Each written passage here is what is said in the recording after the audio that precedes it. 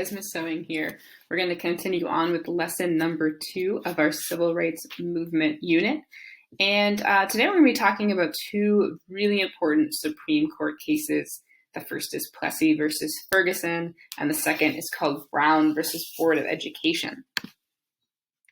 Here are the topics we're going to cover. I'll do a quick review of what we talked about last time, specifically about the Jim Crow laws. I'll talk to you more about the Supreme Court and what that is, and get into our 2 Supreme Court cases. And we'll finish up by talking about the status quo, which is a little bit of Latin I'm going to throw at you. So, quick reminder, Jim Crow laws are all of those laws that people created in the South to enforce segregation, to allow the separation of white people from Black people in America. And so a few examples are these poll taxes, the fees that someone would have had to pay in order to vote, literacy tests, quizzes and tests, exams that Black Americans would have had to take in order to be able to vote. And of course, the idea there is that the test is impossible and no one could pass it. And we have the actual separation of public spaces where there would be separate areas for Black and white people. So segregation, again, as a reminder, segregation means separation of races. So like the photograph shows here, we have separate spaces for Black and white Americans waiting for the bus. This was very common, especially in the South, during the period after the Civil War, all the way up until the Civil Rights Movement. So we're going to be talking about 2 Supreme Court cases today. And just a reminder, the Supreme Court is one of our 3 branches of government. And the Supreme Court is the highest court in the US. What I mean by that is basically what they say goes. They are the ultimate decider. They are the final word, and they have more power than any other court. So we're going to be looking at these 2 Supreme Court cases, and I want to put them on sort of a timeline for you. First, we're going to look at Plessy versus Ferguson, which was way back in 1896, and it is the Supreme Court case that made segregation legal. It said that this separation of race was totally okay by the laws of the United States. And as we go down the timeline, we're going to see things start to change in 1954 with Brown versus Board. And I'll get into the details of this case in a minute. But what Brown versus Board does is say, actually, segregation is not legal. In fact, it is illegal. And it reverses their earlier decision. So let's start with Plessy versus Ferguson. So this is the Supreme Court case that says segregation is fine, it is legal, as long as equal facilities were given to both races.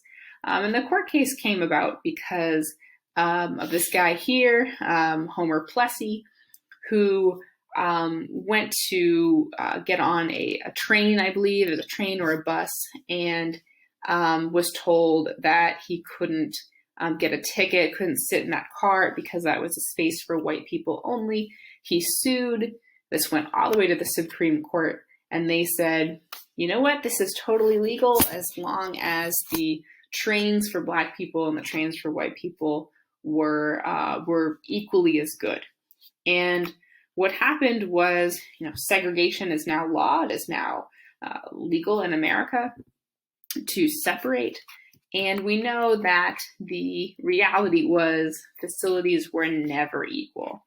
That just wasn't true.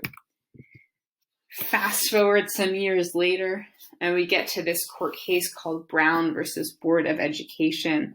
And it is a historic landmark court case which created a lot of change. And where Brown versus Board comes into play is in education, in schools.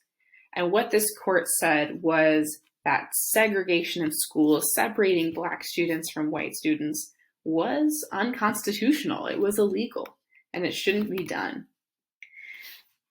A man named Thurgood Marshall and a group called the NAACP, which is a key civil rights group, we'll be talking about this unit, won this case. NAACP stands for the National Association for the Advancement of Colored People.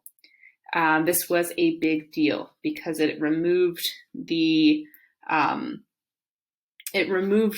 barriers that kept Black and white students apart from each other in the school setting. And there's a famous quote, which you might see pop up because it is very well known. The quote from the decision of Brown versus Board of Education says that we conclude that in the field of public education, the doctrine of separate but equal has no place. Separate educational facilities are inherently unequal. And this part that I've bolded here is kind of the key part of this, right? That by separating white students from Black students, we've created inequality. We've created unequal settings and unequal facilities. And that brings me to this theme of the Civil Rights Unit. It's a theme we're going to continue to come back to because the push for civil rights has to do with this question of, do we change as a country? Do we evolve? Do we do things differently? Or do we keep the status quo? That's that bit of Latin I said I would throw at you. Status quo is a term that means to keep things the same. And this is kind of a moment in history where things come at a crossroads and the country has to decide, do we keep on doing the things that we've been doing, separating Black and white Americans, having unequal facilities for people, or do we start to make some changes to try to create more equality? And as we're going to see through this unit, we do start to change some things. It's not perfect. It's definitely not fixed now, but at this time period, the 50s, 60s, and 70s, we do start to lean towards some change. That's going to be it for the video, guys. Remember to use this lesson to complete our graphic organizer, which you likely started after watching our first lesson, and that is something that you will turn in at the end of the week. Let me know if y'all have questions, and I'll catch you next time.